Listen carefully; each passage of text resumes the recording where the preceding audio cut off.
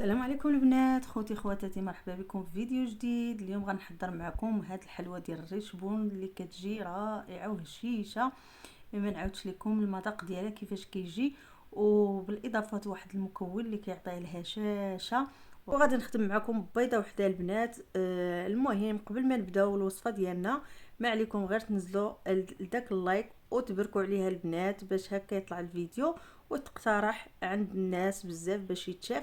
المهم غنبداو على بركه الله. كما كتشوفوا شي بول عندكم ديروا فيه بيضه وحده. غادي نعطيكم المقادير ديال بيضه وحده، خصوصا المبتدئات اللي ما كيعرفوش يعني يديروا الحلوى ويبداو يعني اول مره يديروا الريشبون. المهم غادي نعطيكم مقادير ديال البيضه وحده وكاس تاع سنيده ما عامرش، كاس ديال الزيت ما عامرش. وهنا ضفت المكون اللي قلت لكم البنات اللي كيجيبها هشيشه وكتزيد الهشاشه ديالها، هي معلقه ونص ديال اللوز، يعني الغبره ديال اللوز. وعندي البنات هاد الحك تاع دانون. المهم انا راه تشوفوني درت حك صغير ديال الدراري الصغار، ديال الدراري الصغار. علاش درت هذا ديال الدراري الصغار؟ تيكون مجهد البنات. هذا ديال البنان كيكون مجهد وكيكون فيه واحد المذاق زوين حسن من الكبار. لهذا حبيت نخدم به ديال ولدي، وقلت زكا غادي ندير هذا باش يعطي داك المذاق فيه زوين. المهم هنا درت معلقه صغيره ديال الخميره الحلوى، وهنا كيس ديال الفاني. هادو المقادير اللي غادي ندير في هذه الحلوى هذه البنات. بالنسبه للمبتدئات عطيتكم بالعباره البنات. والدقيق راه غادي تضيفوه بشويه بشويه وتخلطوا، تضيفوه شويه بشويه وتخلطوا. يعني العجينه ما خصهاش تكون جاريه وما خصهاش تكون دايره محجره. يعني العجينه ديال الريشبون راه خاصها تكون شويه مرخوفه باش كتجي هذيك الحلوى رطبه. يعني واخا تكون تلولبوها راه كتلولب معاكم البنات، يعني راه ما كتلصقش ما والو. هنا كتبقاو تضيفوا غير بشويه بشويه وتخلطوا. انا تشوفوا راه كنخلطها بالمعلقه. المهم باش هكا تجمع ليا العجينه وما تبقاش تلصق في اليدين، مع كتبقى تلصق في اليدين وصافي. وغنكمل معكم بيديا. هنا تتشوفوا راه تجمعت بسميتو صافي، وغادي نجمعها بيدي كامله وغادي نشوف العجين ديالي تحت ايديا واش هو هذاك ولا ماشي هو هذاك. المهم صافي كنجمعها كامله ونجمع هاد الجوانب ديال الدقيق وكل شيء كتجمع معايا. شوفوا كيبقى حتى البنات راه مرخوفه. المهم هنا عجنت هاد العجينه البنات. جات بنتي قالت لي ايوا انا غادي نعجن وحده. المهم انا عجنت هادي وبنفس المقادير، نفس المقادير عاودت بنتي عاودت دارت عجينه اخرى. لهذا باش هكا تعرفوا بلا راه الا بغيتوا تضاعفوا المقادير ديروا جوج ديال البيضات، وديروا كاس ونص ديال السكر، كاس ونص ديال السنيده، وخماره، وواحد ديال الفاني. والباقي راه غادي تكملوا. يعني مثلا بحال اللوز ديروا جوج معالق ديال اللوز غبره، ودانون غديروا داك الكبير. هنا كما كتشوفوا راه استفتها البنات في سميتو. غديروا الحجم اللي بغيتو. انا بغيت الحجم البنات ما غنديرش وحده لاصقه مع وحده، غنخليها هكاك. يعني بغيت وحده تكون الحجم ديالها متوسط. المهم هكا البنات، ما بغيتهاش كبيره بزاف مشندقله. وبغيتها تجيني هكا زوينه في سميتو. هنا البنات بعد ما طابت كنشد الكوفيتير، واحد الكميه ديال الكوفيتير.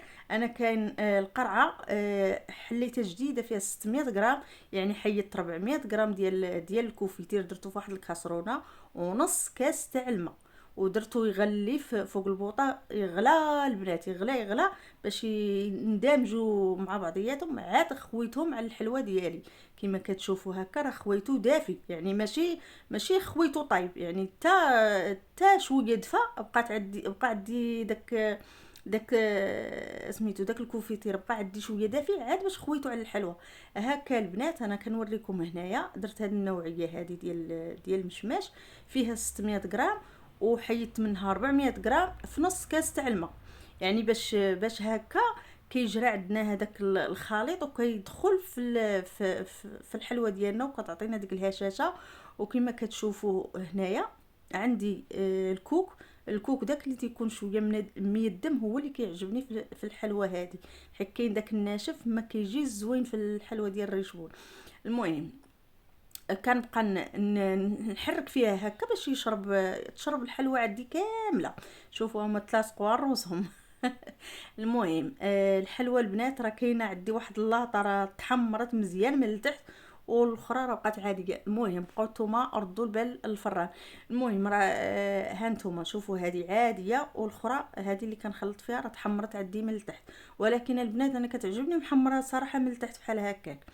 المهم الا بغيتوها لداركم عادي، الا بغيتوها ديروها شي مناسبه سميتو ضروري خاصكم سميتو الحلوى تخليوها ما محمراش بزاف من التحت تم غادي تولي محروقه، يعني خليوها بحال هكا بحال هادو اللي كندير دابا راهم مقادين من الفوق ومن التحت.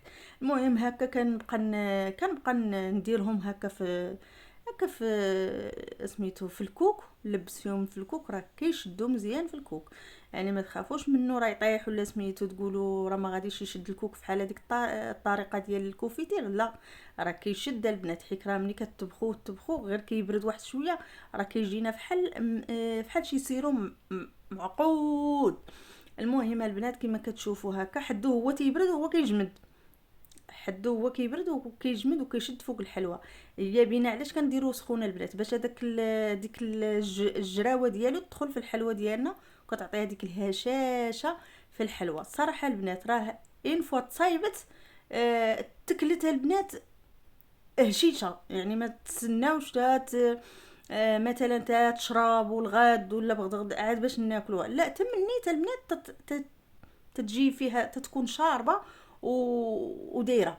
المهم السر ديال هاد الحلوى هذه هي تكون مشقه. شتي الحلوى البنات ملي تتكون مشقه راه ديال الريشبون راه تيدخل ليها داك الكوفيتور وكتجي لذيذه ومعلكه من الداخل كتشرب. اما الحلوى اللي تتكون يعني ما مشقه ما والو مصمكه كما كنقولوا راه ما كتصدقش ديال الريشبون، كتجي ناشفه من الداخل.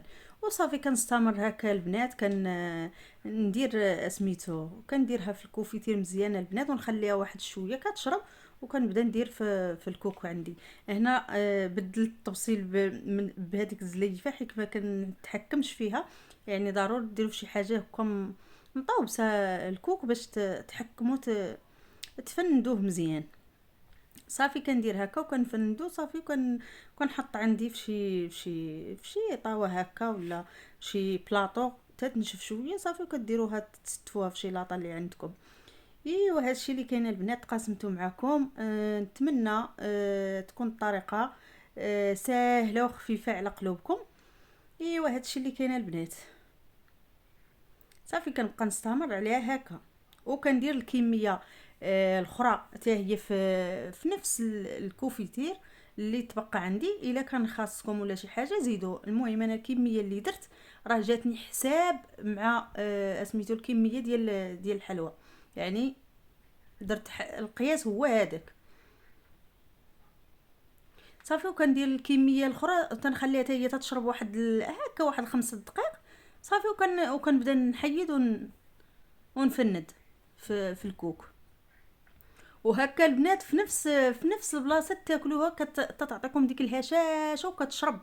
والطبق ديالنا ديال التقديم كما كتشوفوا البنات جا ما نقولش لكم البنات صراحه اقسم بالله البنات الى يومين ما فاتت هاد الحلوى هذه يومين. يومين ما تلقايش الحلوى باقا شي وحيده منها، يومين دازوا ليها البنات دازوا عليها دقه وحده.